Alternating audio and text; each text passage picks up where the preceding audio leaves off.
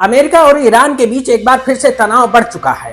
Hormuz में टकराव इतना ज्यादा बढ़ चुका है कि बम गोले बारूद सब चलने लगे हैं। अमेरिका ने आरोप लगाया है कि ईरान ने डिस्ट्रॉयर पर यूएस नेवी पर खास करके हमला किया है। उसके बदले में यूएस नेवी ने कई ठिकानों पर हमले किए हैं। इसकी चर्चा अब दुनिया भर में हो रही है। सवाल है कि जो चर्चा हो रही थी कि शांति प्रस्ताव पर बात हो रही है, समझौते की शर्तों को तय किया जा रहा है कि कैसे इस युद्ध को रोकना है, उस युद्ध को रोके बिना ही सीज फायर को तोड़ दिया गया। खास करके अमेरिका और ईरान के बीच जिस तरह का हॉर्मुज को लेकर टकराव बढ़ता जा रहा था, यूरेनियम प्रोग्राम को लेकर जिस तरह से संग्राम छिड़ा हुआ था कि ये शर्तें ही माननी होंगी, उसको लेकर जिस तरह का टकराव आगे बढ़ चला है, वो क्या विनाश की जंग की तरफ बढ़ता जा रहा है। ये सवाल बहुत ही गंभीर हो चले हैं, क्योंकि इससे पूरी दुनिया प्रभावित हो रही है। अमेरिका ना तो पीछे हटने को राजी है और ना ही ईरान हॉर्मुज खोलने को राजी है और ना ही न्यूक्लियर पर कोई समझौता करने की बात कह रहा है। ऐसे में सवाल यह है कि जंगी तूफान आएगा या समाधान मिल जाएगा, क्योंकि सऊदी अरब ने किनारा कर लिया है। ऐसे में सवाल है कि ट्रंप के प्लान पर पानी फिर गया क्या। नमस्कार दोस्तों, मैं गंगा प्रसाद, आप देख रहे हैं वॉच न्यूज। ये ऐसे सवाल है जो अमेरिका ईरान जंग के बीच सबसे ज्यादा चर्चा के केंद्र में है, क्योंकि दुनिया की नजरें अमेरिका के प्रस्ताव पर ईरान के रुख पर टिकी हुई हैं, जिसको ईरान ने खारिज कर दिया है।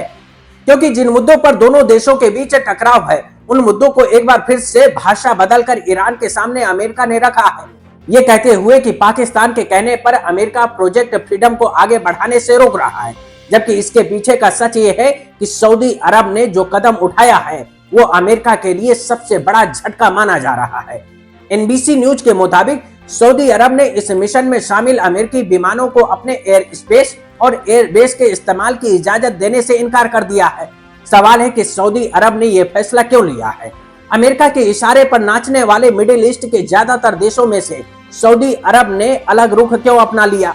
जो सऊदी अरब अमेरिका, इजराइल और ईरान के बीच बारूदी अंगारों से सुलग रहा था, उस सऊदी अरब ने ईरान के खिलाफ अमेरिकी तैयारियों पर पानी क्यों फेर दिया। दरअसल इसके पीछे की वजह यह है कि सऊदी अरब नहीं चाहता है कि जिस स्थिति में यूएई खड़ा है, उस हालात में सऊदी अरब भी पहुंच जाए।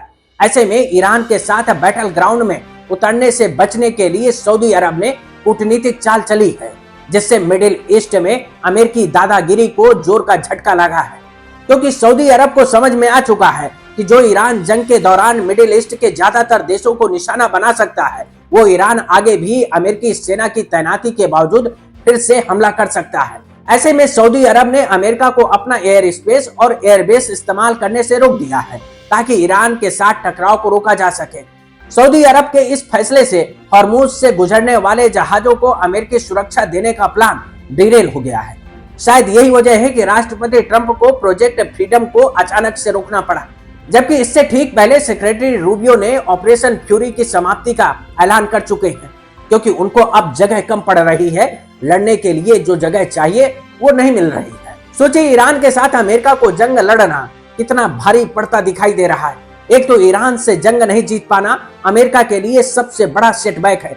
दूसरा, इस जंग की वजह से मिडिल ईस्ट में सुरक्षा को लेकर चिंता बढ़ चुकी है। उसका असर यह है कि सऊदी अरब ने अमेरिका के जंगी प्लान को डिरेल करने के लिए स्टैंड ले लिया है। इराक पहले से ही ईरान के समर्थन में काफी हद तक दिखाई दे रहा है। ओमान के साथ ईरान के रिश्ते ठीक बताए जा रहे हैं। यूएई ने अब तक अमेरिका का पीछा नहीं छोड़ा है, जिसके खिलाफ ईरान ने मिसाइल और ड्रोन अटैक करके संदेश दिया है कि अगर अमेरिका के साथ मिलकर जंग के मोर्चे में शामिल हुए तो फिर अंजाम बुरा होगा। इस बीच सीबीएस न्यूज के मुताबिक खबर है कि हॉर्मुज स्ट्रेट से गुजर रहे 3 यूएस नेवी डिस्ट्रॉयर पर हमला हुआ है। अमेरिकी अधिकारियों ने इसकी पुष्टि भी की है, जिसे ईरान का सबसे खतरनाक हमला बताया है, जो कुछ दिन पहले 2 वारशिप पर हुए हमले से कहीं बड़ा था। अमेरिकी वारशिप ने ईरानी हमलों को रोकने के लिए फायरिंग की, लेकिन अमेरिकी डिस्ट्रॉयर पर ईरान की तरफ से जबरदस्त हमला किया गया। ये सेंटकॉम की तरफ से बताया गया है। सोचिए, एक तरफ बातचीत का सिलसिला जारी है और दूसरी तरफ हालात ये हैं कि हॉर्मुज पर टकराव जारी है। इस पर यूएस सेंट्रल कमांड ने बयान जारी किया है, जिसमें कहा है कि यूएस सेना ने 7 मई को यूएस नेवी के गाइडेड मिसाइल डिस्ट्रॉयर के हॉर्मुज स्ट्रेट से ओमान की खाड़ी में जाने पर बिना उकसावे के किए गए ईरानी हमलों को नाकाम किया और सेल्फ डिफेंस में जवाबी हमला किया। USS Truxtun, USS Rafael Peralta और यूएसएस मेसन के इंटरनेशनल समुद्री रास्ते से गुजरने पर ईरानी सेना ने कई मिसाइलें, ड्रोन से हमले किए, लेकिन इन हमलों में यूएस की किसी भी एसेट को नुकसान नहीं हुआ है। सेंटकॉम तनाव बढ़ाना नहीं चाहता है, ये दावा किया है, लेकिन अमेरिकी सेना की सुरक्षा के लिए तैयार और मुस्तैद है। ये बात सेंटकॉम की तरफ से कही जा रही है, जबकि अमेरिकी राष्ट्रपति ने कहा है कि यूएस नेवी ने ईरान के कई ठिकानों पर हमला किया है। इसमें ईरान की मिसाइलें शामिल हैं और ड्रोन भी मार गिराने का दावा किया गया है।